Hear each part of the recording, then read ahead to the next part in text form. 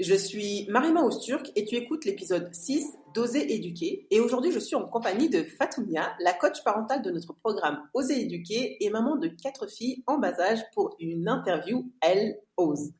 Si tu découvres le podcast, comme je t'ai dit, je suis Mariama, une femme engagée qui contribue à faire bouger les choses afin de préserver l'intégrité de nos enfants face à la perversion sexuelle grandissante. Étant maman de 3 filles âgées de 13, 11 et 8 ans, il est dans mon devoir d'oser construire un monde meilleur pour elles et la nouvelle génération. Formatrice depuis plus de 13 ans auprès des jeunes musulmanes expatriées en Turquie, c'est en ligne que je continue mon travail terrain. Et sur ce podcast, je prends le temps de répondre à tes questions et de t'offrir les outils concrets qui vont te permettre de poser un cadre sécurisant où ton enfant se sentira en confiance pour te faire part des défis de la vie auxquels il fait face. J'espère sincèrement que ce podcast t'inspirera le courage d'oser éduquer selon tes valeurs, la volonté de construire une stratégie efficace te permettant de surmonter les challenges éducatifs à notre époque et te poussera bien sûr à passer à l'action. Et aujourd'hui, je reçois une maman qui ose beaucoup. Nous allons voir avec elle qu'est-ce qui l'a motivée à oser pour le bien-être de ses enfants et comment s'y prend-elle au quotidien. L'objectif des interviews Elle ose est de nous permettre de découvrir le parcours de vie de mamans engagées qui ne cessent de bousculer leur quotidien pour oser éduquer selon leurs valeurs profondes. Alors, mets pause dans ton quotidien. Installe-toi confortablement, prends-toi une bonne tisane et sois prête à recevoir ta dose d'inspiration pour que toi aussi tu oses. Si tu veux partager ce podcast à tes amis, tu peux le partager sur ma chaîne YouTube Mariama Osturk si tu écoutes ce podcast sur YouTube. Ou tu peux laisser un avis réfléchi sur Spotify si tu m'écoutes sur Spotify. Cela étant dit, je te souhaite une bonne écoute, que la paix soit sur toi, Fatoumia. Bienvenue chez Oser Éduquer. Est-ce que tu peux te Assalamualaikum. présenter à notre communauté? Oui. Alors, assalamualaikum. Moi, c'est Fatoumia. Je suis maman de 4 petites filles, âgées de 7 à 1 an, la plus petite. Et je suis coach parental depuis 2019. Avant ça, j'avais fait des études de psychologie et en fait, j'accompagne vraiment les mamans à développer tout leur plein potentiel et mettre en place la relation qu'elles aimeraient avoir avec leurs enfants, au sein de leur foyer même, parce qu'avec le mari aussi. Hein. Avec le mari, il ne faut pas l'oublier. Machallah. C'est un plaisir de te recevoir parce que pour celles qui nous écoutent, Fatoumia, c'est ma sœur. Du coup, c'est un vrai plaisir de travailler avec ma sœur et de l'avoir aujourd'hui au micro de Oser éduquer pour justement un échange en toute authenticité et sincérité. Du coup, j'aimerais te poser la première question. Qu'est-ce qui t'a poussé à devenir coach parental? Alors moi, j'ai toujours aimé être dans l'accompagnement. C'est pour ça que je me suis dirigée vers des études de psychologie, mais en toute sincérité, à l'époque, j'étais jeune aussi, puis j'avais mes propres problématiques à régler. Je ne voyais pas, on va dire, ce qu'ils proposaient comme, métier possible. Je crois que j'avais pas choisi la bonne fac parce que j'avais pris une fac très scientifique et je ne voyais pas qu'est-ce que je pouvais faire. Et du coup, je suis pas en plus j'avais pas aussi confiance en mes compétences. Je suis pas allée au bout de mes études. Et c'est quand je suis tombée enceinte de ma première fille, euh, je me suis dit là, non, on va stopper ce cercle vicieux de trauma, de maux, de problématiques. Il fallait il était important pour moi que je guérisse en fait de ma propre histoire pour justement accompagner ma fille à vivre sa propre histoire en fait. Et en fait, en faisant tout ce travail-là sur moi, je me suis dit, ben, il y a une autre manière que je puisse accompagner les gens, parce que ça a toujours été mon cœur de vie, ma mission de vie, en fait, ce qui m'anime. Et c'est pour ça que je me suis dirigée vers la parentalité et d'accompagner justement les mamans à aussi guérir de leur histoire et justement pour qu'elles aussi puissent accompagner leurs propres enfants dans la construction et dans l'écriture de leur histoire. Machallah, très beau, très bel échange. Et j'aimerais rebondir sur quelque chose que tu as dit. Tu as dit, je n'avais pas confiance en mes compétences. Qu'est-ce qui a fait que tu n'avais pas confiance en tes compétences? Je pense que c'est toute mon histoire familiale, la comparaison. Quand on vit tout le temps sur le domaine de la comparaison et qu'on ne met pas en avant tes compétences. Et puis quand tu dis que voilà, tu veux faire des études de psycho et qu'on te dit non mais ça c'est pour les fous ou ça c'est pour les blancs, des phrases comme ça qui te remettent en question ton identité. Tu dis mais moi je suis pas folle, je suis pas blanche, ok. Et en quoi ça, je ne serais pas euh, apte à pouvoir faire ça. Et en fait, sur tout mon parcours, je me suis dit, bah, vu qu'on. Je m'auto-sabotais, en fait. Toujours en mode, bah, ça sert à rien, ça sert à rien, ça sert à rien. Alors qu'en fait, si, ça sert à quelque chose. Et voilà. Et justement, est-ce que tu peux nous donner des pistes par rapport aux mamans qui vont nous écouter? Parce que tu as dit, tu as décidé de guérir de tes blessures d'enfance. Bah, comment tu as procédé pour justement guérir de tes blessures d'enfance? Alors, ça, c'est pas venu du jour au lendemain. Ça s'est fait sur un processus. C'est-à-dire que ma première prise de conscience, c'est quand j'ai eu mes 25 ans. Parce que moi, dans ma tête, hein, dans mon idéal, c'était à 25 ans, je devais être mariée, avoir au minimum entre 2 et 3 enfants. Ça, c'était dans ma tête. Puis quand les 25 ans arrivent, tu vois que t'es pas marié, il y a rien du tout. c'est, euh, là, il y a une remise en question de ces choix de vie. Et, euh, et en fait, le processus, il a commencé là, à mes 25 ans, jusqu'à ce que voilà, que je me marie, que j'ai 30 ans et que j'ai ma fille, parce que j'ai ma fille aînée à mes 30 ans. Et c'est là où vraiment j'ai pris conscience que j'avais une responsabilité, que ce n'est pas que moi en fait. Je ne pouvais pas continuer à être que dans moi. Là, il fallait que je sois un moi solide pour accompagner ce petit être qui n'a rien demandé, qui n'a rien demandé. Lui, il a dit, bon, bah, je viens là, ok, mais il n'a pas à subir euh, mon histoire, en fait. Et c'est ça qui m'a fait on va dire, le gros, la grosse prise de conscience qui a fait, ah non, là, je vais agir, mais pas que pour moi, en fait. J'agis aussi pour l'enfant qui va venir. Je trouve que beaucoup de mamans se retrouvent dans ton histoire, dans le sens que quand on devient mère, je pense que c'est le point de départ où vraiment on a envie de transformer notre Hmm. quotidien, transformer notre vie, etc. Et est-ce que tu nous as parlé de cette envie de te transformer et de ne pas faire subir à ta fille tes blessures d'enfant. Est-ce que tu pourrais nous donner une clé pour justement faire face à cela et ne pas faire subir à nos enfants ce que nous, on a vécu pour justement guérir de nos blessures? Déjà, ça va être la prise de conscience. Parce que le problème, c'est que quand on n'a pas conscience de nos blessures, on va les répéter derrière, mais sans prendre conscience que c'est mes blessures que je répète, en fait. Déjà, ça va être la prise de conscience. Ensuite, c'est l'acceptation. Ok, j'ai vécu ça. Qu'est-ce que j'en fais aujourd'hui, en fait? Et la troisième étape, ça va être la mise en action. Et la mise à l'action, le passage à l'action, ça va être de chercher de l'aide à travers des professionnels qui vont être compétents pour pouvoir nous accompagner. Et ne pas avoir cette honte de se dire, ah ben non, mais je suis malade. Non, quand tu es malade, justement, tu as un rhume, t'as pas honte d'aller voir le médecin. Donc tu vas voir le médecin, tu cherches les solutions. Ou quand tu as un problème juridique, bah, tu pas honte, tu vas prendre un avocat pour trouver une solution.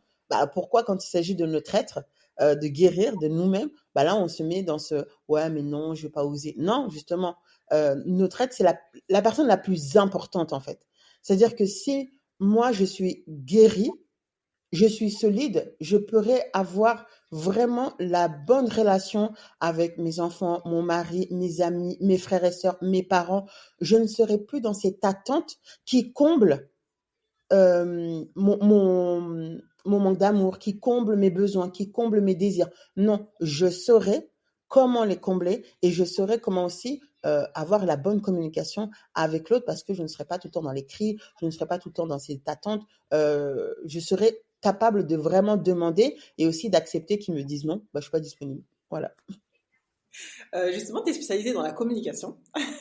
C'est ce que tu fais au sein du programme Oser éduquer, tu aides vraiment les mamans à débloquer en fait les situations à travers une communication beaucoup plus saine. Est-ce que justement tu pourrais nous donner une astuce par rapport à la thématique qu'on aborde? Tu vois, on aborde la sexualité, comment justement faire face aux questions que nos enfants peuvent nous poser concernant la sexualité. Mm. Et beaucoup de mamans se retrouvent désemparées, démunies ou même perturbées face aux questions sexuelles que leurs enfants viennent leur poser. Du coup, est-ce que si voilà, mon enfant vient me poser une question sexuelle ou je découvre en fait que mon enfant a regardé à son insu, par exemple, j'ai reçu une question d'une maman qui a un enfant de 8 ans qui fait l'IEF et qu'en fait, c'est un camarade de l'école en ligne qui lui a envoyé une vidéo porno, tu vois. Et du coup, la maman, quand elle l'a Mhm. découvert, elle était choquée parce que justement, sa hantise, c'était de protéger son enfant de ce type de situation. Et elle Mhm. en a pleuré, tu vois, toute la nuit, elle n'était pas bien, etc. Qu'est-ce que tu pourrais dire à cette maman et comment justement elle pourrait désamorcer la situation vis-à-vis de son fils Mhm. de 8 ans qui a reçu une image en fait, qui n'a pas demandé, en fait, tu vois. Mhm. Mhm. Alors, déjà, la première chose, c'est de se centrer sur soi. C'est-à-dire que c'est de savoir bah, qu'est-ce que je ressens face à ça. Donc, on va avoir les sentiments préférés des mamans, la culpabilité. Ça, c'est le sentiment préféré des mamans. La culpabilité en disant, ah ben non, j'ai échoué. Alors, on va éviter de tomber dans cette fatalité. On n'a rien échoué du tout parce que on ne pourra pas préserver et protéger nos enfants de tout. Le plus important, c'est que quand il y a ce genre de situation, j'ai créé un environnement suffisamment sécure pour mon enfant qu'il a le courage et la force et qu'il a confiance en moi pour pouvoir venir me parler. Et quand il y a ces situations-là, on ne condamne pas non plus l'enfant. C'est-à-dire que on n'est pas dans une pensée Armageddon, ça y est, mon enfant, il va tomber dans ça, ah, et c'est bon, il va finir comme ça, comme ci, comme ça. On va pas prévoir l'avenir. On reste sur les faits. OK, il a vu ça. Maintenant, comment je peux préserver et protéger mon enfant? C'est-à-dire, c'est que je vais être à l'écoute de qu'est-ce qu'il a ressenti, comment pourquoi il a pas, en fait, de savoir bah, qu'est-ce qu'il a fait quand il a vu ces images-là, et maintenant de le préserver dans le sens où je suis là et de lui donner les outils qui vont voir, bah, si la prochaine fois on t'envoie ce genre de truc, eh ben tu fermes tout de suite. Il aura suffisamment de force, il aura suffisamment confiance en lui pour pouvoir fermer, de se dire ça, non, je ne veux pas. Et c'est en fait, faut savoir utiliser ces situations-là comme point d'apprentissage ou d'ancrage de nos valeurs. Et pas juste de fatalité sur, ah ben, il a fait ça, on condamne. Action, réaction. Non, on va comprendre, on va essayer de comprendre et on va essayer de voir, bah, attends, je vais enseigner une certaine valeur. Bah, je vois qu'il a eu du mal à la mettre en pratique. Et ben, je vais essayer de comprendre qu'est-ce il a pas réussi à mettre en place, ou est-ce qu'il a compris la valeur que j'ai essayé de le transmettre. Et avec là, on va discuter, on va poser et on va lui rappeler les règles de vie. On va pas essayer tout de suite de faire la morale parce que quand on fait la morale, on oublie que c'est comme une forme de condamnation de la personne en fait. Alors que si je m'intéresse à lui, je vais vers lui, je vais essayer de comprendre ce qu'il a vécu et on va essayer de trouver des solutions ensemble, et ben là, on est en train de renforcer l'estime et on est aussi en train de renforcer la confiance dans la relation parent-enfant. Voilà. Euh, Merci. Ce que j'aime bien chez toi, c'est avec les enfants derrière qui. C'est la réalité. Là, on est dans ma réalité. Moi, j'ai des enfants en bas âge. Il y en a deux qui sont à l'école, deux qui sont à la maison. Déjà, profite, il y en a une qui dort. Machallah, machallah. Justement, par rapport à ça, est-ce que tu pourrais nous partager, parce que tu vois, on invite beaucoup les mamans à oser, à vivre sur leur réalité. Comment toi tu fais justement pour Mhm. gérer tes différentes casquettes de maman, d'épouse, de maman de 4 enfants en bas âge, de coach parental, de formatrice aussi, etc. Comment tu gères tout cela? Comment je gère? Je fais les choses une par une. C'est-à-dire que chaque chose en son temps. Et je ne cherche pas la perfection. C'est-à-dire que si j'enregistre un vocal ou si j'enregistre une vidéo et qu'on entend mes enfants en bruit de fond, c'est OK, c'est ma vie. Je vais pas me cacher en me disant ouais, faut que là. En fait, c'est surtout de sortir de ce côté de quelle image je vais jeter à l'autre. Non, ma réalité, elle est que j'ai des enfants en bas âge. Oui, quand on me fait des interviews ou quand je vais faire même dans mes propres cours, hein, ma prof de Coran, il y a toujours mes enfants à côté de moi. Euh, bah, je ne vais pas m'empêcher de faire les choses parce que j'ai des enfants. Au contraire, parce que j'ai des enfants, ça me donne encore plus la force de faire les choses. Et du coup, bah, quand c'est le temps pour mes enfants, bah, je vais pas chercher à faire du coaching. Bah, je mets le nombre d'heures qui est à ma disposition. Je fais en fonction de mes capacités. Et je ne vais pas chercher à faire plus parce qu'on m'en demande plus. C'est aussi cette capacité de pouvoir dire non quand je ne peux pas le faire. Et de ne pas vouloir dire oui tout le temps et de vouloir plaire à tout le monde. Non, je suis un être humain. J'ai mes limites et c'est important de les connaître pour pouvoir justement les mettre et de faire les choses en son temps. Et en fait, je sais que pendant un temps, c'est ce qui m'avait perdu parce que je voulais être partout à la fois. Et quand on est partout à la fois, on est nulle part. Mais maintenant que j'ai accepté que je ne peux pas être partout à la fois, eh ben, au contraire, j'arrive à faire encore plus de choses que avant quand je voulais courir à droite à gauche, faire un e-book, faire ceci, faire cela. Eh ben non, je fais les choses en son temps. Et comment tu pourrais nous donner des outils, tu vois, par exemple, euh, tu parles beaucoup de l'acceptation, tu vois. Comment, en tant que maman, comment arriver à cette acceptation de notre vie, de la situation, bah, des enfants qu'on a, de l'époux qu'on a, et ne pas être dans cette comparaison, tu vois, parce qu'aujourd'hui, je pense que ce qui détruit euh, la relation à soi, c'est cette Mm. comparaison mutuelle maintenant avec l'effet des Les réseaux, réseaux. etc. Tout le monde, en fait, dès qu'il se sent pas bien dans sa vie, il va aller regarder l'autre et va aller Mhm. justement être dans cette comparaison qui va encore plus détruire son estime et sa confiance en ses capacités. Du coup, comment on arrive à cet état de bah, j'accepte ma vie, ma réalité, en fait. Alors, moi, j'ai l'important, c'est de prendre des notes. Déjà, de noter faire un constat de sa vie et vers quoi je veux aller. Et il est important aussi de tout ce qui va nous déranger, de le retirer. Par exemple, moi, je peux parler des réseaux. Avant, je suivais beaucoup de comptes sur l'organisation du foyer, mais c'était des maisons tellement parfaites que ça me minait le moral. Donc, j'ai décidé d'arrêter de les suivre et de dire, mais attends, mais ma maison, ça va, hein, c'est pas Bagdad. Et encore, et même si bah, j'ai des enfants, la maison représente la vie. On peut vivre aussi dans la maison. Donc, ce qui est important, c'est de voir si moi, par exemple, je reprends l'exemple de la maison, c'est quelque chose qui me donne pas de la force, mais qui va me baisser mon moral, on le retire. On le retire, on les regarde pas. C'est pas des comptes qui vont nous aider. Maintenant, j'ai fait le constat de quelle est ma situation actuelle et on est honnête avec soi. Il est important d'être honnête avec soi-même. On fait le constat. Ok, j'arrive pas à m'organiser pour le ménage, j'arrive pas à m'organiser, passer du temps de qualité avec mes enfants, j'arrive pas à avancer dans le travail. Avec mon mari, on n'a pas de temps ensemble, c'est toujours des disputes. On fait un constat réel, mais il est objectif. C'est pas un constat de ouais, mais j'aimerais tant. Non, non, non. Non, ça c'est après. Ok, j'arrive pas à passer du temps de qualité avec mes enfants. Bah, qu'est-ce qui me prend du temps en réalité? Est-ce que je suis tout le temps sur mon téléphone? Est-ce que je me mets à faire des repas gastronomiques qui me prend 15 heures du temps alors que je pourrais faire bah, de temps en temps un plat de pâtes qui me prend 10 minutes, allez, c'est fini, les enfants ils sont contents, je fais des frites, les enfants ils sont contents. En fait, c'est voilà, c'est vraiment de faire ce réel constat de sa propre vie et de dire mais qu'est-ce qui est énergivore en fait? Est-ce que de vouloir sortir, ben, je peux pas faire des courses tout le temps, je peux pas faire un drive. En fait, c'est de te dire, bah, il y a des alternatives et pas être de bloquer sur un seul mode de fonctionnement. Ah non, je ne peux faire que ça, que ça, que ça. Non, il y a toujours des alternatives et aussi, ce qui peut aider dans l'acceptation, c'est de dire ce n'est que pour un temps. Aujourd'hui, j'ai certes des enfants en bas âge, j'en ai deux qui ne sont pas à l'école, mais demain, il y en a une troisième qui pourra aller à l'école. Demain, et la quatrième, elle ira à l'école.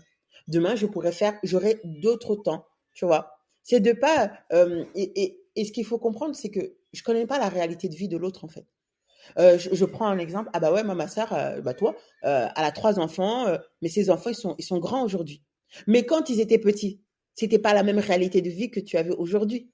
Tu vois? Et c'est ça qu'il faut comprendre. Je ne connais pas la vie de l'autre. Et donc, je reste centrée sur ma propre vie et que aujourd'hui, certes, c'est difficile, mais demain, comme on dit, derrière une difficulté vient la facilité. Donc, ne pas avoir cet esprit fataliste que rien ne va changer. Non, tout le temps, ça va changer, ça va évoluer. Et c'est de suivre ces vagues de l'évolution. L'éducation, elle n'est pas linéaire, hein. Notre vie, elle n'est pas linéaire. Il y a des hauts, il y a des bas. Eh ben, on suit ces vagues-là. On est dans le wagon des montagnes russes et on suit. On est avec. Et on a le droit de pleurer, de crier. On s'autorise aussi à vivre ces émotions-là qui sont importantes de les vivre pour justement pouvoir les évacuer et mettre en place les bonnes choses derrière. C'est super intéressant ce que tu dis parce que tu vois, regarde, ce que je vois aussi, tu vois, avec les moments qu'on échange aussi, c'est, tu vois, la relation de couple aussi, tu vois, elle, euh, elle devient de plus en plus conflictuelle si je ne dis pas qu'elle se brise, tu vois. J'aimerais Mm. savoir si toi, tu aurais des astuces à nous partager pour justement faire face à ces disputes qui s'enchaînent dans le couple et pour éviter, en fait, pas forcément éviter le divorce par rapport aux gens qui rencontrent des situations, tu vois, difficiles, etc., mais comment justement gérer, parce que à l'adolescence, tu vois, nos enfants aussi nous, nous rappellent qu'en fait, ils vont partir et qu'on va rester avec notre mari encore, tu sais, on a du chemin encore à faire avec notre mari, etc. Du coup, c'est comment faire en sorte de garder ce lien d'amour, en fait, tu vois, se maintenir ce lien d'amour en voyant nos enfants grandir et ne pas rester focus sur notre rôle parental. Parce que je vois que quand on devient parent, bah, on est focus sur l'enfant, l'enfant, tout est centré sur l'enfant, etc. Que des fois, je vois beaucoup de couples qui se perdent dans ça et qu'en fait, ils ont limite l'amour disparaît au fur et à mesure, quoi. En fait. Bah, là, il y a plusieurs choses. Déjà, c'est en fonction de l'âge à laquelle je me suis mariée. Parce qu'à l'âge à laquelle je me suis mariée, ce ne sera pas pareil. Quelqu'un qui s'est marié à 17, 19, 20, en dessous de 25 ans, on va dire, n'aura pas les mêmes problématiques que quelqu'un qui s'est marié à 30, 35 ans. Parce que quelqu'un qui s'est marié à 30, 35 ans, s'il a fait le bon travail, il a pris le temps de se connaître, de savoir ce que je veux vivre avec l'autre, ce que je suis capable de donner, ce que je ne veux pas, et ça sera plus facile de communiquer comme ça. Mais quand on s'est marié jeune, on grandit avec notre conjoint. On se construit avec notre conjoint. Et ce qui se passe, c'est qu'arrivé à un certain moment donné, on se dit, ah oui, mais moi j'ai envie d'exister en tant qu'individu. J'ai envie d'exister en tant que personne. Et pourquoi mon conjoint ne m'aide pas à exister en tant que personne? Et là, en fait, c'est ce virage qui va être soit fatal pour le couple, soit bénéfique pour le couple. Et c'est comment on va prendre ce virage-là qui va, entre guillemets, déterminer la suite de la relation. Si je prends le virage en mode, mon mari, bah oui, mais tu suis mon virage, bah non, il n'a pas à suivre ton virage, en fait. C'est ton changement. C'est pas le sien. C'est ton changement à toi. Et si je prends ce virage en mode, ouais, mais je change, vois-le et fais comme je t'ai dit que je veux que tu sois, non, ça ne peut pas fonctionner. On n'a pas oublié, je me suis mariée avec lui. Qu'est-ce qui m'a plu chez lui? Parce qu'en fait, on reste trop focus sur ce qu'il ne fait pas. C'est comme pour les enfants. On reste trop focus sur ce qu'il ne fait pas ou ce qu'il ne me donne pas ou ce que je veux changer en fait en lui. Mais on n'a pas oublié, je me suis mariée avec lui. J'ai fait des enfants avec lui. Mais qu'est-ce qui m'a plu chez lui? Qu'est-ce que j'ai aimé chez lui? Et c'est important de revenir sur ça et de sortir des histoires hollywoodiennes. Hein. Ouais, mon mari me fait des surprises, ceci, cela, l'amour passionnel. Non, le véritable amour, c'est celui qui est patient dans les épreuves. Le véritable amour, c'est celui qui va dire, OK, je t'accepte tel que tu es, je vais t'aider à épanouir ton plein potentiel. Le vrai amour, c'est je ne te cherche pas à te changer, je vais t'accompagner si tu souhaites, toi, changer. Elle est là, la nuance. Hein. Je ne vais pas chercher à changer que tu sois comme j'ai envie que tu sois. Non. Je dis, ah, tu as décidé aujourd'hui parce que tu as envie de faire tel projet, tu as envie de t'améliorer. Eh bien, je vais t'accompagner. Et là, il est difficile pour nous les femmes parce que l'homme n'a pas cette même sensibilité. Alors que nous, on a cette sensibilité, on se dit, bah attends, ah chérie, tu as vu ce projet-là, bah attends, je vais t'aider. Mais l'homme, parfois, il n'a pas cette sensibilité-là envers nous.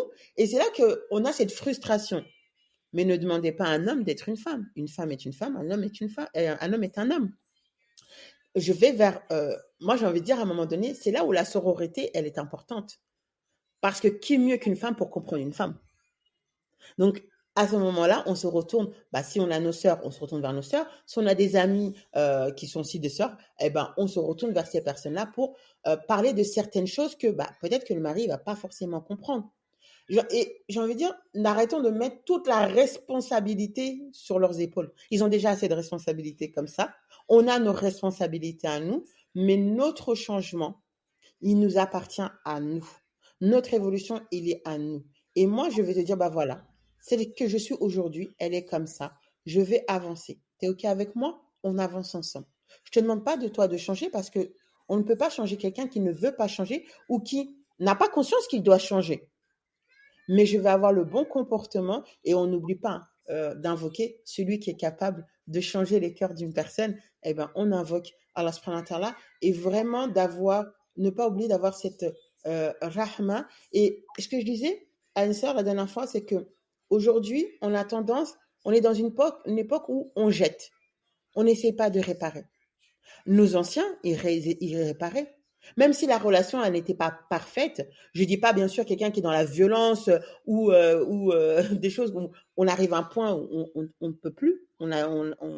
Mais avant d'arriver à ce point-là, on essaie de se réparer dans un premier temps pour justement avoir la force d'essayer de réparer le couple. Parce que nous, ce qu'on fait l'erreur, c'est on veut se réparer on veut tout réparer en même temps et on veut se réparer aussi dans le couple. Non, je suis un individu à part entière, je suis un jeu, lui aussi il est un jeu, on va former un nous.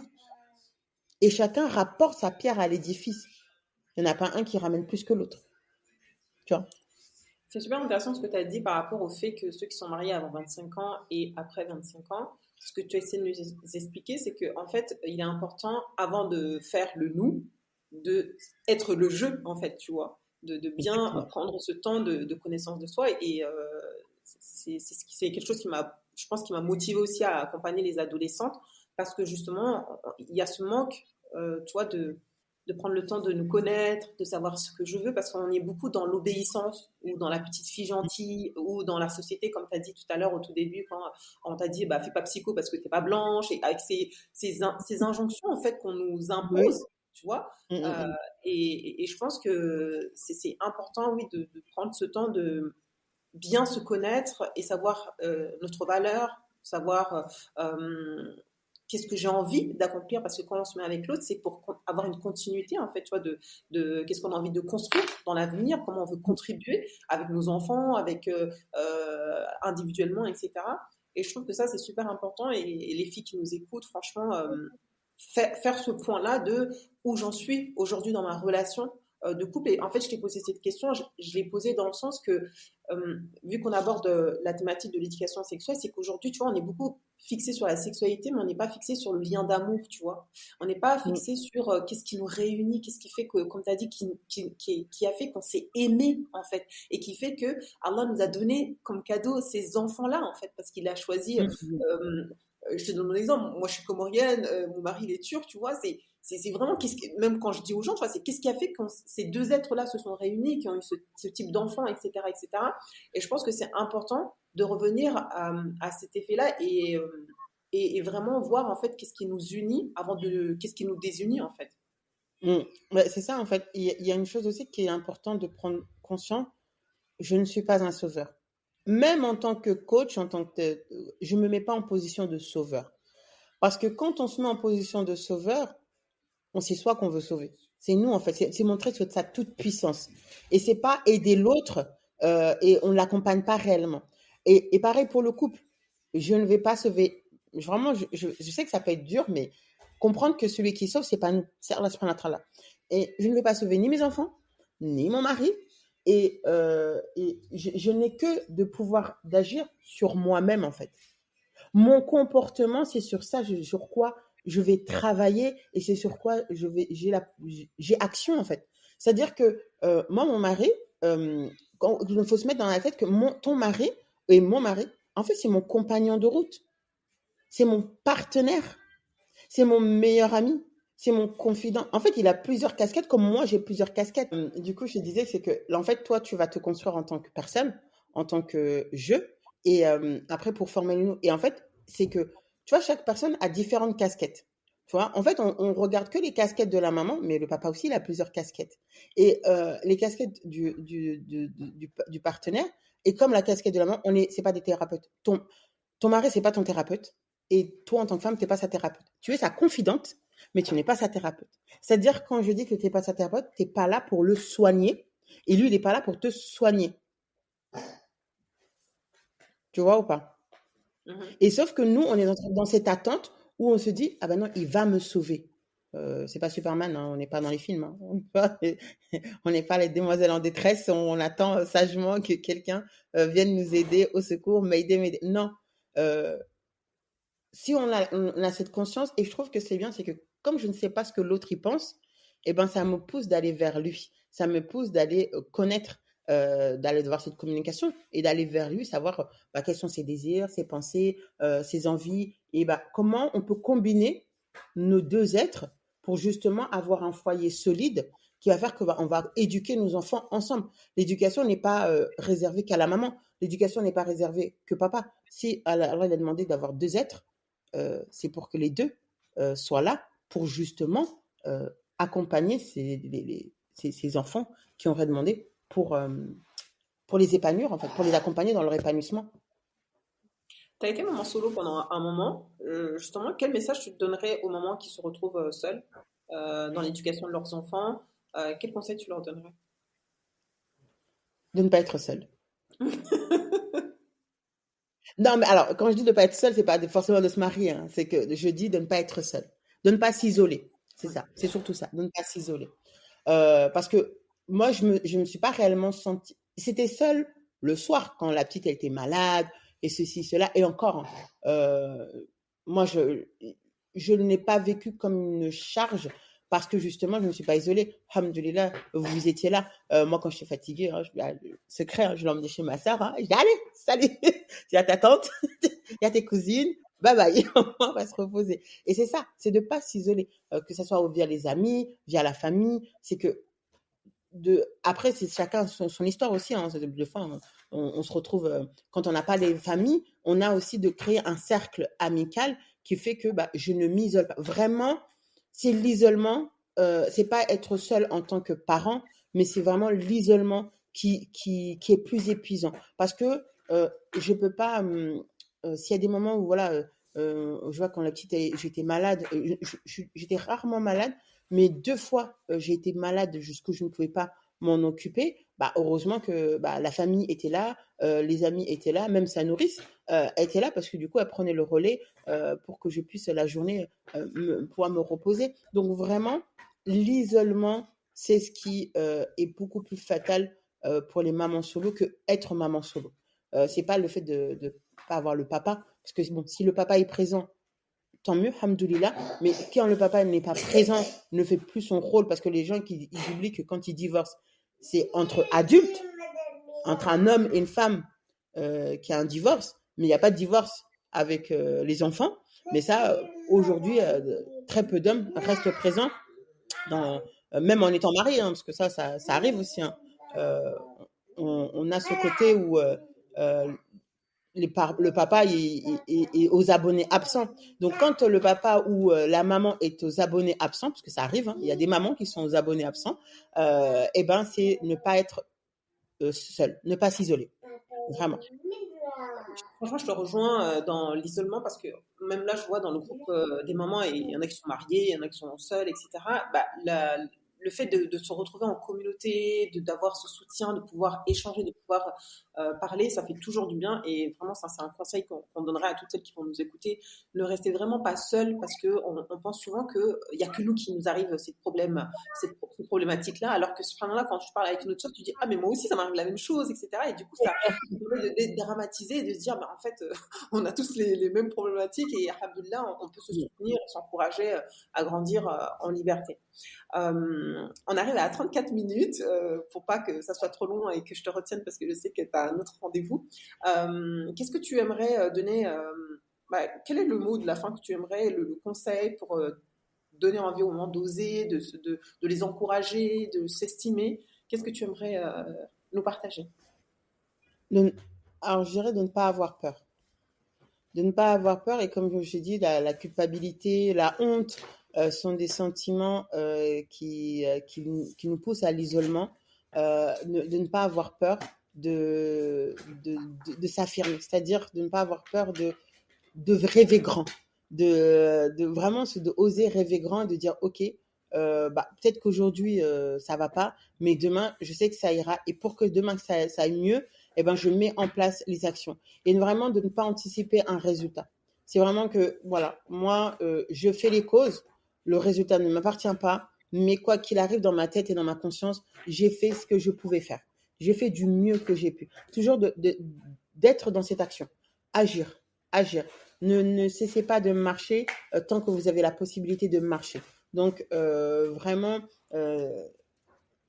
ayez confiance, misez sur vous, pariez sur vous. Ne pas vous êtes, pour dire, les les mamans, les femmes, vous avez un trésor en vous et il est temps de le faire ressortir.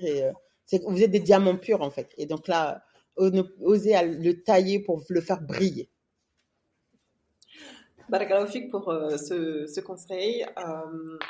Comme on a dit, j'espère que ce podcast vous inspirera à oser. Merci vraiment, Fatou, pour ce moment d'échange très riche. J'avais encore plein de questions, mais tu m'as dit que tu n'es pas disponible, Vas-y, je te etc. laisse une dernière, vas-y. C'est quoi la question que tu veux? La dernière question que j'aimerais, c'est, tu vois, beaucoup de sœurs en ce moment, tu vois, et là je parle dans le programme, tu vois, les moments qui échangent, etc. Elles se disent Mhm. de pas avoir de relation, que les personnes qui les freinent, c'est les gens de la famille. Ça peut être les parents ou les frères et sœurs ou les proches, etc. Qu'est-ce que tu pourrais dire par rapport à ça pour les mamans qui se disent, bah en fait, je suis bloquée. Mon mari, des fois aussi c'est le mari. Bah, donc, quand je parle de l'expatriation, beaucoup de sœurs elles disent, mais c'est mon mari qui veut pas. Du coup, qu'est-ce que tu pourrais nous dire par rapport à ça? Ce que je pourrais dire, c'est que le seul frein qu'elles ont, c'est elles-mêmes. Il n'y a personne d'autre qui te freine que toi-même. Dans le sens où l'autre, il peut avoir ses objections, il peut te dire... un truc, c'est que j'ai vraiment pris conscience, c'est que ce que l'autre, il va dire, ce sont une manifestation de ses propres peurs. Mais ça ne veut pas dire que, ah bah s'il dit ça, je dois accepter. Non. Ok, ah bah, ah tu veux faire psycho, mais t'es sûr de reprendre tes études après tant de temps? Oui, mais qu'est-ce qui t'inquiète donc que je reprenne mes études? Que j'ai moins de temps avec toi? Que j'ai moins de temps pour les enfants? Qu'est-ce qui t'inquiète dans tout ça? Tu vois, en fait, c'est vraiment, si on le prend pour argent comptant, c'est que nous sommes notre propre frein, en fait. C'est qu'il y a un retravail encore à faire sur l'estime de soi et que on n'autorise pas l'autre, parce que comme on ne s'autorise pas à exprimer nos peurs, bah du coup, quand l'autre il va dire quelque chose, on ne va pas l'autoriser à nous dire ça.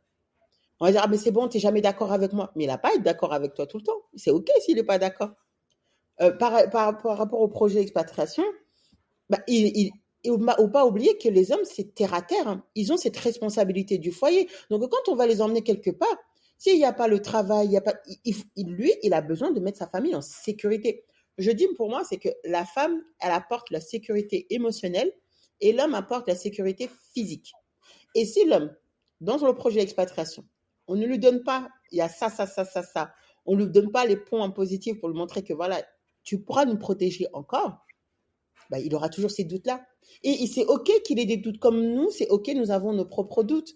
On n'est pas obligé d'avoir tout le temps des d'accords. Mais comme je dis toujours, on met les choses en place. On passe à l'action. OK, ces craintes, c'est le travail. OK, ces craintes, c'est ceci. Eh bien, je vais mettre en place les choses pour lui dire, bah voilà, ta crainte, au niveau du travail, j'ai trouvé ça.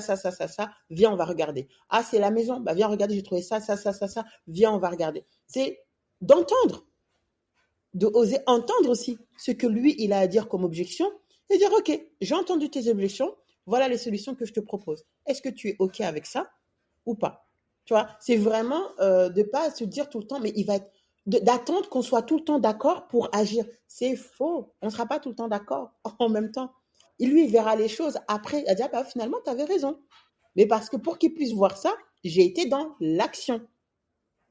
Ne pas attendre que, bah, ok, je suis d'accord avec toi, on peut faire le projet expatriation. Bah non, sinon on le fera jamais le projet. Sinon on fera jamais le projet. Ah, je vais attendre qu'il soit d'accord avec moi pour que je reprenne mes études. Bah non, il sera jamais d'accord. Tu vois, c'est, je montre le A plus B, comment je vais avancer, qu'est-ce que ça va m'apporter, je lui apporte. C'est comme, en fait, c'est un parallèle un peu bizarre, mais c'est comme un CV.